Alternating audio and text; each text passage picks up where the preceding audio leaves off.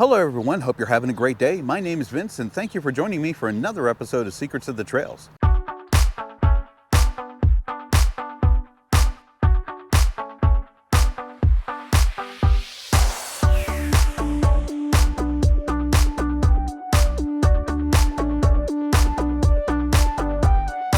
Today we're in Connellsville, Pennsylvania, ready to check out the Great Allegheny Passage segment from Connellsville to Whitsett. In the last episode I mentioned that Connellsville is the third major trailhead town in a row for the Great Allegheny Passage. Confluence, Ohiopyle, and now here at Connellsville. This is a very trail-friendly town, and it features a number of nearby amenities for those using Connellsville as a staging point or for just those stopping on a multi-day trip. Connellsville is also pretty large for a small city, and the Youghiogheny River that will be our friend for the next several episodes bisects the town. Connellsville has created a two-tier Connellsville bike loop that allows cyclists to easily find some of those great amenities, including the Connellsville Canteen, the Amtrak station, Bikes Unlimited, as well as other eateries and coffee shops, including Coffee on Crawford and the River's Edge Restaurant and Bar. As we saw last time, the gap cuts through the lower or southwestern portion of the city and rolls through the Riverside Trailhead area. And the focal point of the trailhead is here at Yough Park. This is a very popular park here in Connellsville and is frequently used by local families as well as for community events. Youghiogheny River Park has a number of picnic tables and some pavilions, playground equipment, restrooms, and this small stage for outdoor concerts and events. It also features river access for watercraft or those who want to fish the river.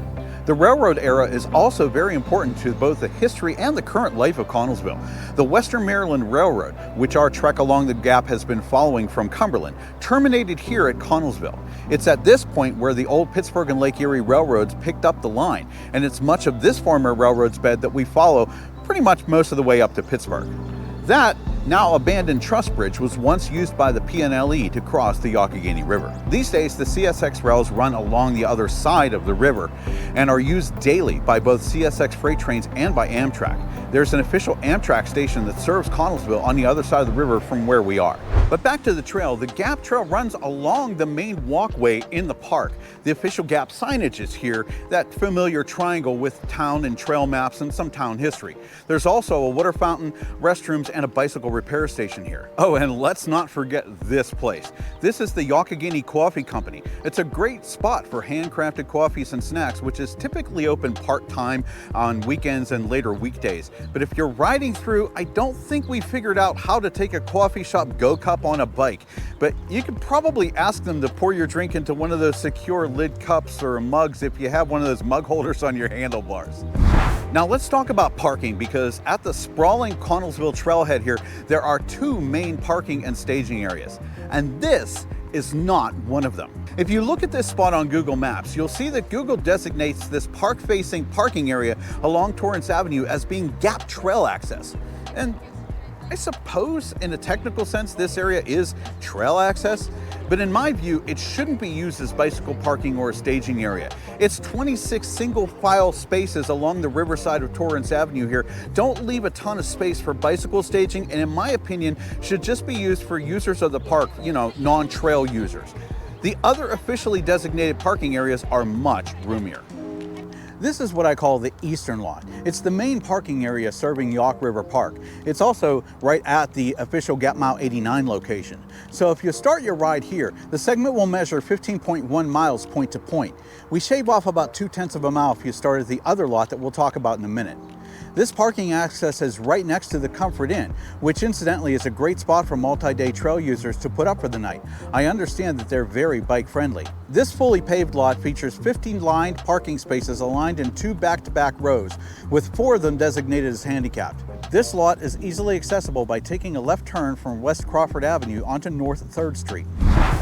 Now to get to the other official parking access for the Connellsville trailhead, we'll take the trail that follows the bike lane markings along Front Street under US Route 119 here, all the way through Yough River Park,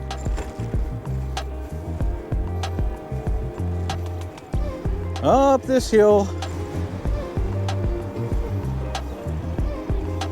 and under the Connellsville Arch, a spectacular piece of artwork, by the way.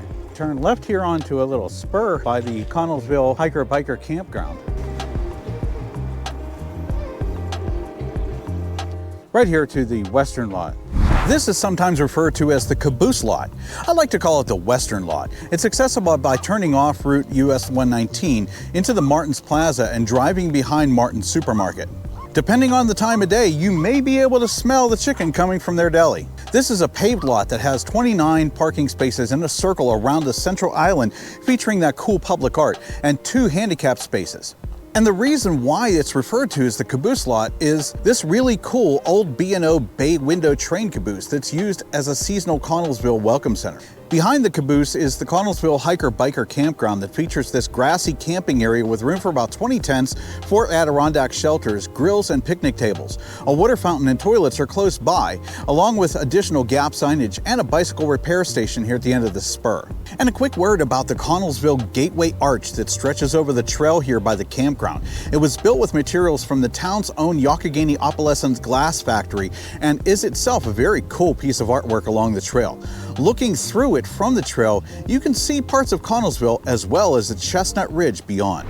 That's a lot, and I think that all of that makes Connellsville among the top 5 quintessential trailhead towns on the Great Allegheny Passage. So before we start our ride up to Whitsett, let's take a brief look at the history of this major trailhead town, Connellsville. Nestled along the Youghiogheny River in northern Fayette County, Pennsylvania, the city of Connellsville boasts a rich history and a promising future. The area was populated by Native American tribes, including the Lenape Delaware, who used the Youghiogheny River for a variety of purposes. In fact, the word Youghiogheny comes from their language and is believed to mean stream flowing in a contrary direction. As colonial settlers moved westward, William Stewart and his brothers arrived from the Virginia colony and set up a ferry service of sorts, transporting settlers and other travelers by flatboat across the Youghiogheny River. The area was known as Stewart's Crossing due to its popularity, and the location is still honored today on some modern maps. The French and Indian War brought further notoriety to the area. In 1755, the British Army under General Braddock with his young aide-de-camp George Washington bivouacked here and later crossed the Youghiogheny at this point on their way to the French Fort Duquesne, known today as Point State Park. Every year in June, Connellsville locals stage a reenactment of this event near the site of the crossing. Colonel William Crawford, an early friend of Washington's and a land surveyor, made his way to Stewart's Crossing, settling down in this area with his family after serving in the war. His cabin was reconstructed in the 1970s and can be seen today on its site at what is now Yough River Park. The city of Connellsville itself traces back to founder Zachariah Connell, a land surveyor and friend of both George Washington and William Crawford, who chartered some 45 acres of his holdings in 1793 for a new town layout. Connellsville was officially incorporated as a borough in 1806, and in 1911 became Fayette County's first city after residents of Connellsville and the borough of New Haven on the south bank of the Youghiogheny River voted to merge. During the 1880s, coal was discovered in great abundance in the region, and Connellsville found itself right in the middle of what geologists called the Connellsville coal field. Industrialists like Henry Clay Frick, Philip and Sarah Cochran, W.J. Rainey, and others capitalized on this resource, establishing many mines, coke ovens, processing and transportation facilities throughout Connellsville and the larger coal region. In fact, as a hub for coal and coke processing, Connellsville was known as the coke capital of the world. At its height, about 80% of Pennsylvania's over 55,000 coke ovens were located in the Connellsville coke region that stretched for some 50 miles throughout Fayette and Westmoreland counties around Connellsville and produced millions of tons annually, helping to power the steel mills of Pittsburgh and fueling the rise of American industry. The arrival of the railroads also played a major role in Connellsville's prosperity. The Pennsylvania, Baltimore and Ohio, Western Maryland, and Pittsburgh and Lake Erie lines were augmented by smaller railroads that ran short lines to connect coal fields and coke production facilities to the main lines. These railroads were much more efficient than the water route for delivering the coal and coke goods to the industrial center of Pittsburgh, which furthered Connellsville's importance and prosperity. In the mid-20th century, however, coal mining was in a major decline in Fayette County, and with it, Connellsville's population began to decline as workers sought employment elsewhere. Today, the Connellsville coke ovens have long since gone cold, but the city is embracing its new identity centered on recreation, history, and hospitality. The Great Allegheny Passage that rolls right through the heart of Connellsville has brought fresh energy, drawing cyclists and hikers from around the country. The city has invested in trail-friendly amenities, including parks, lodging, and dining options, to enhance the experience of its guests as well as its residents. Connellsville's rich history shines through in its modern-day efforts to provide a welcome to all who visit for work or play. Connellsville is a reminder that history doesn't just live in the past, it rides with us on every mile. I hope you enjoyed that brief look at the city of Connellsville. And now it's time to mount up and check out the Great Allegheny Passage segment from Connellsville to Whitsett. So since we already went from the western lot at Gap Mile 89 through the park up to the eastern lot here, we're going to start here at the eastern lot spur and go from there. You can probably hear in the background, we're sharing some space here on the trail today with a jogging race that's going on. So hopefully I should have gotten ahead of them and we shouldn't have too many problems today. So technically they're at Gap Mile 89.3, as I mentioned here, starting off shaves about 0.2 of a mile off of the distance if you take the eastern lot as opposed to the western lot. The trail was paved there all the way through the park and now has reverted to its normal crushed limestone. Around this area, it's about 10 feet wide, but after we go up a little bit, it's going to narrow up to the traditional, more standard 8 feet.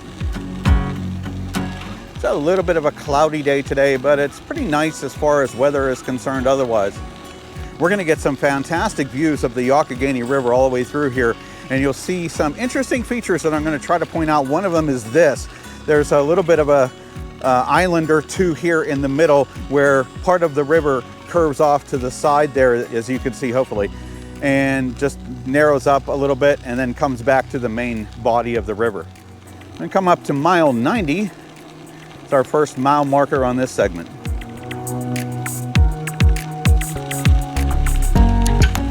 Get some interesting views of some cliffs and some old railroad paraphernalia. And this is always an interesting sight to behold coming up. You can see these big gigantic boulders that fell off obviously the face of the cliff there. And I always kind of go through this area cautiously whenever I'm riding this segment because you never know what's going to fall down next. Who knows?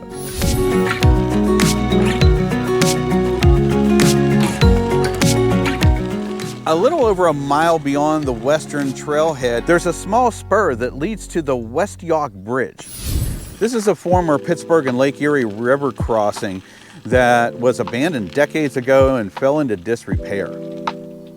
The derelict structure was a magnet for vandalism and for adventure seekers attempting to cross the bridge despite warnings of its weak structural integrity due to a fire reported on the railroad ties at the far end of the bridge that made attempts to traverse it dangerous.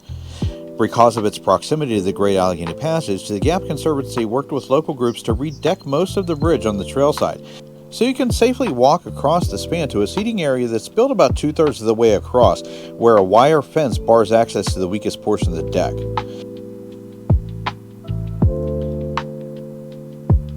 Notwithstanding the fact that you can't go all the way across, the views of the Youghiogheny River at this point are stunning, especially during the spring and the fall. Now, while you can technically ride your bike across, the rebuilt decking is somewhat narrow, so it's difficult to turn a bike around, so I just recommend parking at the trail spur like I did because there are some bike racks here as well as a covered pavilion, and just walk across. On your left.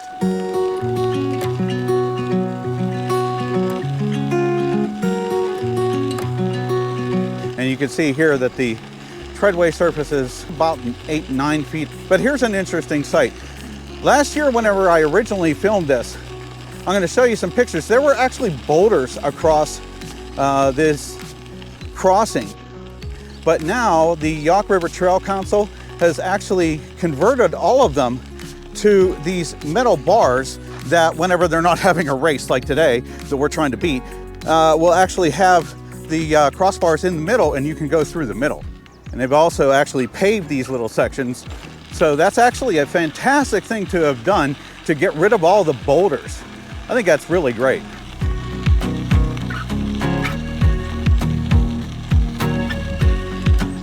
On your left.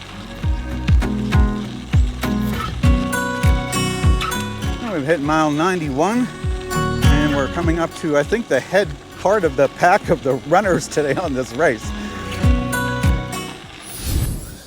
Around this bend in the trail, you can see the remnants of the old Overholt distillery where whiskey was made. Check out thirdstopontheright.com for more info, and you can also check out the Overholt Museum in Scottdale that I mentioned in a previous video on the Coal and Coke Trail. Just beyond are the pilings of the distillery swinging bridge. According to Bill Metzger in his fantastic book, The Great Allegheny Passage Companion, this was a footbridge that allowed workers living on one side of the river to access the distillery. Here's another one of those nice, they really did a good job on this. As I say, I remembered many years ago, and you can probably see the old boulders are still sitting on the side there. They had them like right in the middle. It was just hard to go across there. It was very narrow, but I'll tell you what, hats off to the Yough River Trail Council. They did a fantastic job putting those up on this section of the trail. Coming into the hamlet of Adelaide here.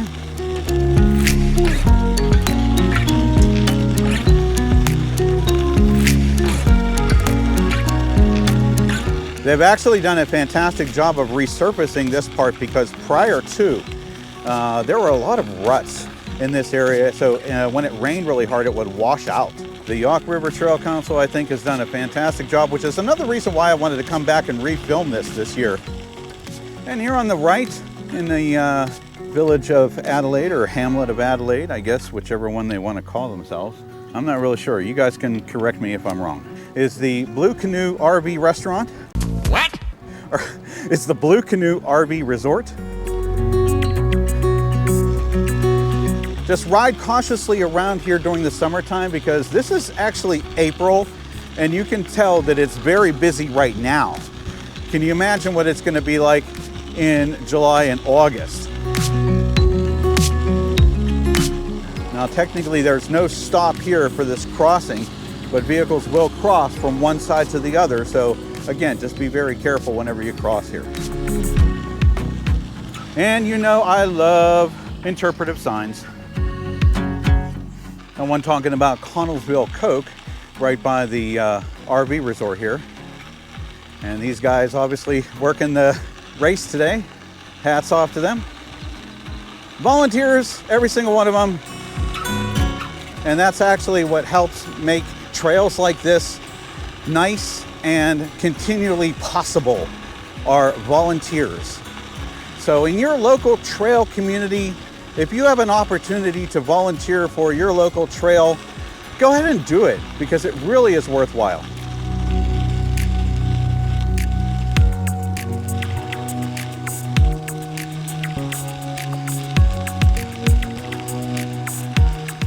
We've hit mile 93.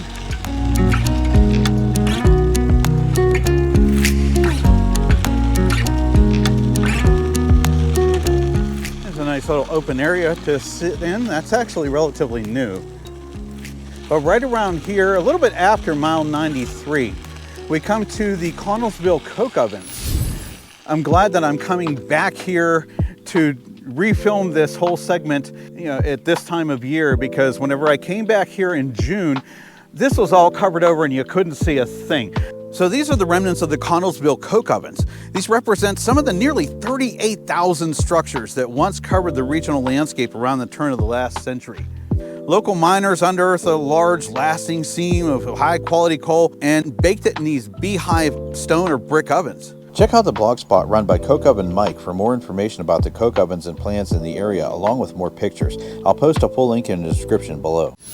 You're going to see more of these as we go along.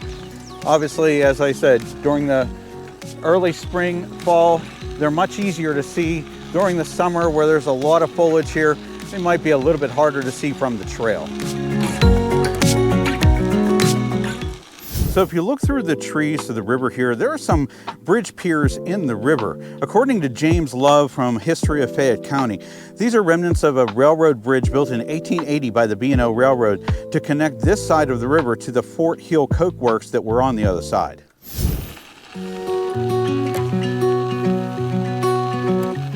There's another bicycle repair station, seemingly stuck out in the middle of nowhere, but actually we're getting very close to the Dawson Trail access.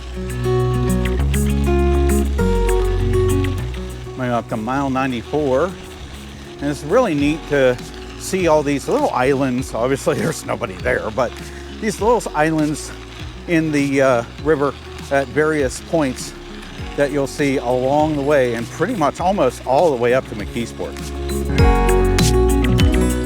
And the town of Dawson is across the river here, as you can see, and the bridge connects one side with the other. And go underneath the bridge here, and we reach the Dawson Trail Access. The Dawson Trail Access is a partially paved and partially gravel lot across the Yough River from the town of Dawson. It's accessible via Front Street and Hollow Road. Its gravel unlined sections hold about 7-8 cars or so, and there are no amenities at this access. There is a guardrail here along the trail side of Hollow Road with an opening to allow access to the trail at the far end here. And I think that's a wastewater plant off in the distance there that also obviously shares access with this road. I'm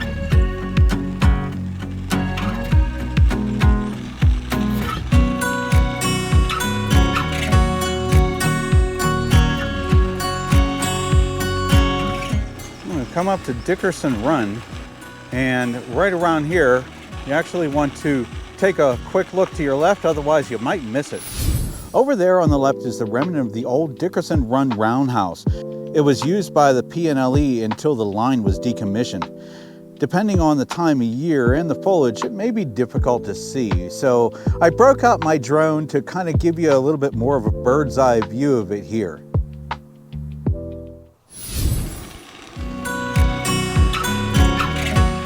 We'll reach mile 95.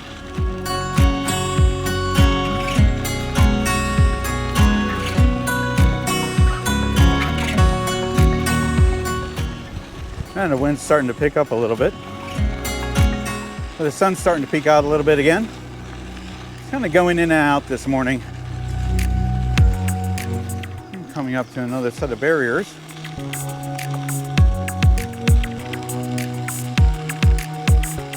How you doing? I spent a few minutes with the guys there at the Yough River Trail Council, and they're actually running the race today that helps pay for maintenance of the trail. And as I said before, if you have an opportunity for where you happen to be, your local trails, volunteer, lend a hand, donate some money, because everything that you do to support the trails in your area supports trails nationwide. Wow, the wind's really picking up. I try to muffle some of that sound on my wireless mic, but you can still hear it.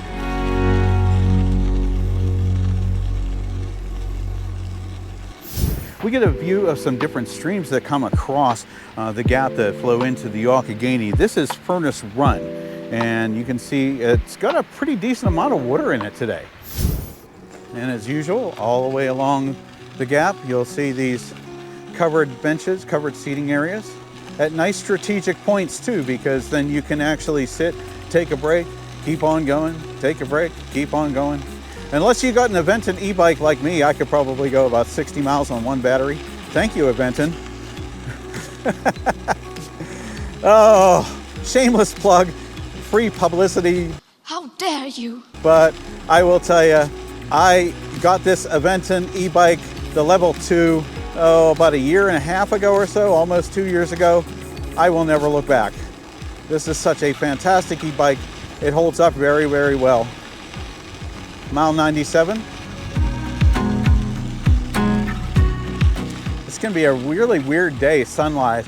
You can see the sun again peeking out. Earlier this morning when you saw the intro, it was kind of cloudy, then it turned a little sunny, then it turned a little cloudy again.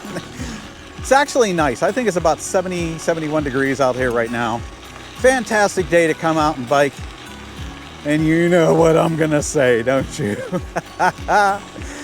Nice peaceful rides like this, relaxing nature, just getting out and just having none of the hustle and bustle of our daily lives. Boy, I tell you what, this is what better than yoga.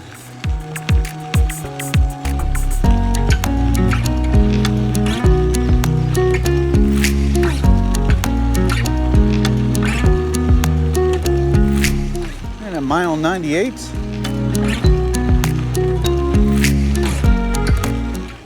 although you can't technically see it from here if you look at Google Maps. So Linden Hall is actually up that way, although obviously it's over the hill, so you can't see it from here, but it's in about this area from where we are on the trail.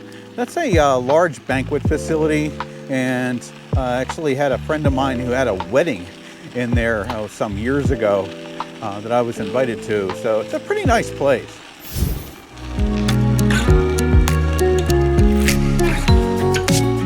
We see Virgin Run. Again, another nice little stream flowing through, have a decent amount of water flowing through it right now.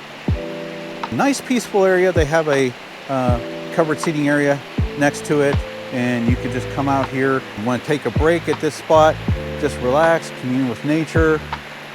This is a nice place to do it.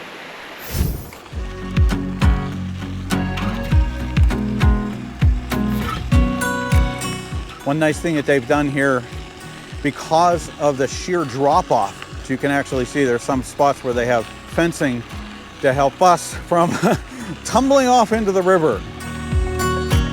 And mile 99 or 99? 99? I think we got to fix that one, guys. Probably got whacked by some animal or something. Who knows? Oh, they'll come out and fix it. The Great Allegheny Passage Conservancy, Gap Trail volunteers, Youghiogheny River Trail Council, they do a fantastic job of maintaining this segment of the Great Allegheny Passage for all of us to enjoy. Got a nice view of the river right here, close to the Round Bottom Hiker-Biker Campground that's going to be coming up here in a little bit.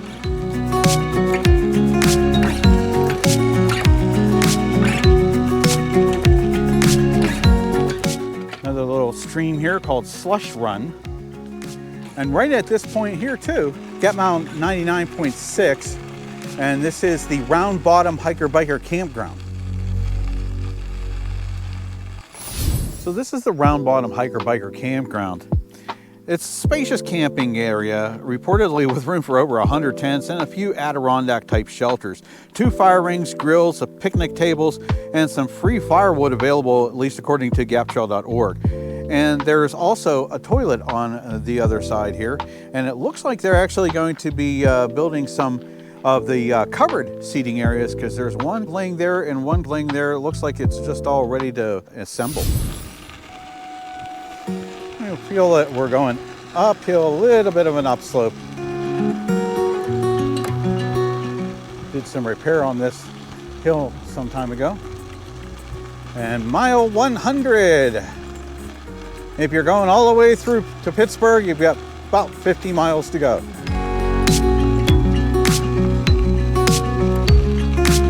Gotta watch, sometimes you see these trees bending over. If you don't have something tall, you want to just be very careful.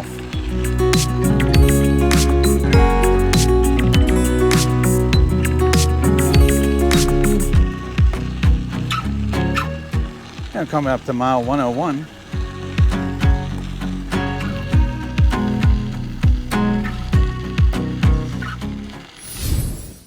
Just after Gap Mile 101, there are some abandoned buildings that you'll see on the left. Again, Bill Metzger has come to the rescue. In his book, The Great Allegheny Passage Companion, he explains that this area was sometimes known as Kier. These buildings are what's left of the old Kier Fire Brick Company. Apparently, this particular area was well known for fire clay, which was suitable for making furnace bricks.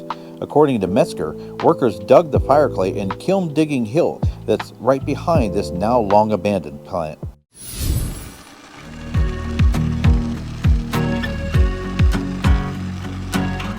And now again, we're seeing a little bit of an upslope. Again, not too horrible, very easy to manage, probably maybe about 0.5%, 1% at the most. But if any surveyors want to come out and prove me right or wrong, I'd really appreciate that.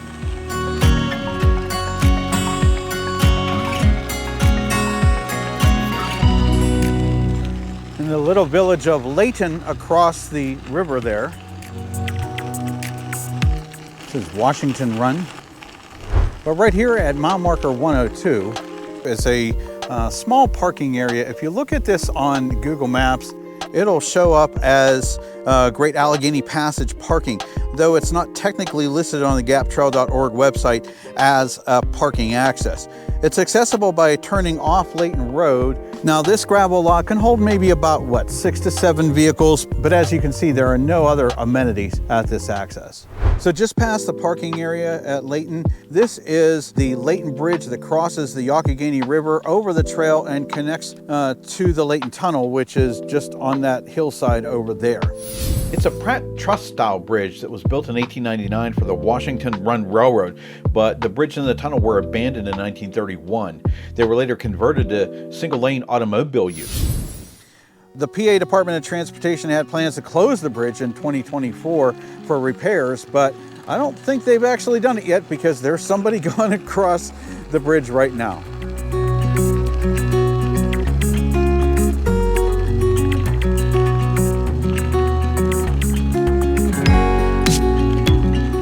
Now, early spring, you do really get a good view of the river without all of the foliage that usually comes across it. Obviously, I film these segments in different times of the year and sometimes refilm them because I'm just a perfectionist, I guess. We may have seen some of these videos that actually have more foliage along the river banks than we can actually see the river. And sometimes, like now, this segment of the river is so wide and you can very easily see through it. And we're coming up to the village of Whitsett. On Google Maps, you see McKee Road is on the left, and it's called River Road going that way. I have actually seen some cyclists take River Road, which looks like they just recently repaved. I think it didn't look that nice the last time I was on this trail. Some people will actually take the River Road all the way down and avoid the trail, but some people will actually take the trail itself all the way into Whitsett, which obviously I don't think there's really much of a mileage difference between taking the road and taking the trail. Right here at mile 103, we're very, very close to the trailhead. Again, you can see the fencing here separating the trail from the road, or as we saw earlier, the trail from the riverbank. And the little town sign tells us Whitsett.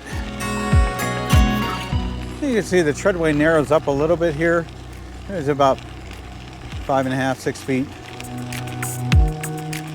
We'll see that again in the next episode, right after leaving the Whitsett trailhead. It actually does narrow up a little bit and then kind of goes back to its normal, usual treadway width. Right around some nice homes here. You can always tell when you're coming from a truly rural area into a residential suburban / semi-rural area. Start to see some nice homes on either side of the trail. At mile 104, we cross through these trail barriers.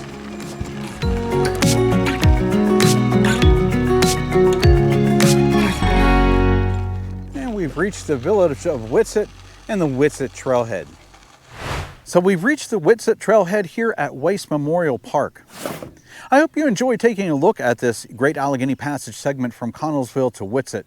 This is a beautiful 15-mile point-to-point ride featuring interesting historical features and of course those wonderful peaceful forested vistas, as well as long lingering looks at the Youghiogheny River all along the way. And that's all the time we have for today. Thanks for joining me, and I hope to see you next time for another episode of Secrets of the Trails. Have a great ride.